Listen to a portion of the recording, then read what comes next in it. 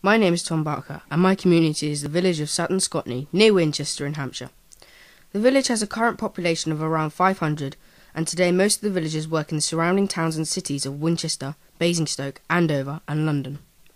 Things were different before the outbreak of World War I, when Sutton Scotney was a very rural community, and the main employment for men was agriculture, in particular watercress and pig farming.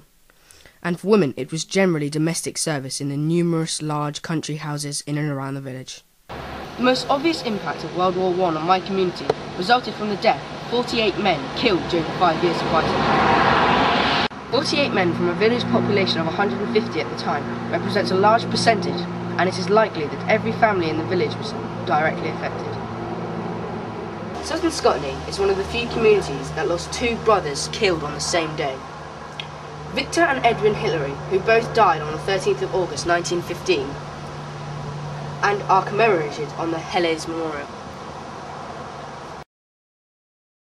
The impact of these losses was that the wives and girlfriends were left with little prospect of finding another partner, and I wonder what the population size of the village would be today if the war hadn't happened.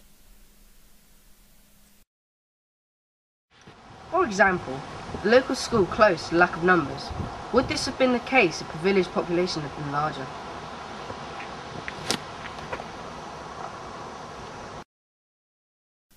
Communities including Sutton Scotney built war memorials to remember the dead and their sacrifice, and these, along with the local church, act as focal points for the community at times of remembrance. Losing loved ones was not the only impact on women of my community.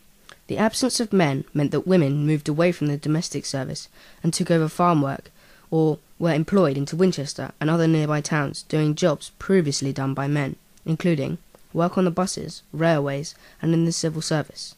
A handful of women from the village also volunteered for nursing or the Women's Reserve Ambulance.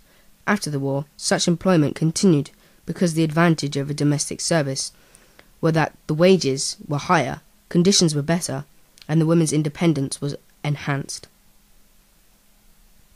Industrialization, which was accelerated by wartime needs, was also impacted on my community. For example, the increase of mass production of cars eventually led to the demise of railway stations serving small rural communities, including Sutton Scotney.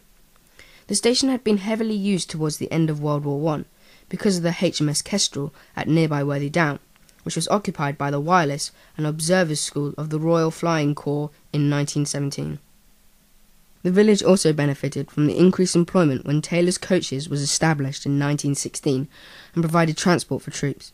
After the war, the firm grew into a sizable coach firm until it closed in 2004.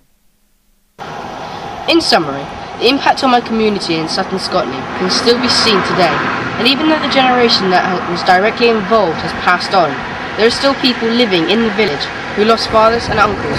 We can only wonder what the village would have been like if the war had not taken place.